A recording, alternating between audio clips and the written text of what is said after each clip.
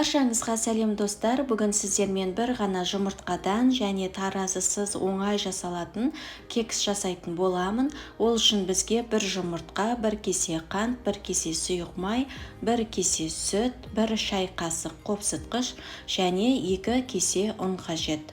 Ең алдымен жұмыртқамызды ыдысымызға жарып аламыз. Оның үстіне бір кесе қантты қосып, жақсылап араластырамыз. Жұмыртқамыз бен қантымыз көпіршіп, біркелкі массаға келем дегенше жақсылап араластырамыз. Оның үстіне бір кесе сұйық майымызды құямыз. Тағы бір рет араластырамыз. Құрметті достар, егер сіздер менің каналыма тіркелмеген болсаңыздар, менің каналыма тіркеліп қойыңыздар. Алдыда көптеген жаңа видео рецепттермен бөлісетін боламын. Одан кейін бір кесе сүтімізді құямыз. Бір шай қасық қопсытқыш және бір кесе ұнымызды бірнеше бөліктерге бөліп қосамыз. Барлығын жақсылап араластырамыз. Ішінде ұнымыз түйіршік болып қалмауы керек. Сол үшін жақсылап араластырамыз. Мінекей біздің қоймалжың қою қамырымыз дайын болды.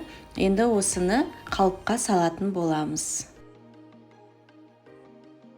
Кекстің формаларын майлап қажет емес, себебі біздің дайындаған қамырымызда май қосылған, сондықтан жабысып қалмайды. Барлығын осылай формамызға бір қасықтан салып шығамыз. Оның үстіне мен осындай қарақатты қолдандым. Оның үстіне бір қасықтан осылай қайтадан қамырымызды салып отырамыз. Бұлай ортасына қарақат қосу міндетті емес. Егер сізде бар болса, әрине қоссаңыздар болады. Егер болмаса, ешнәрсе қосып қажет емес. Ол кезде 2 қасықтан салып отырасыздар. Осылай барлығын формамызға салып болдық. Енді қызып тұрған пеште 180 градуста 30-40 минут пісіріп аламыз. Мінекей дайын болған кексімізді енді пешімізге саламыз.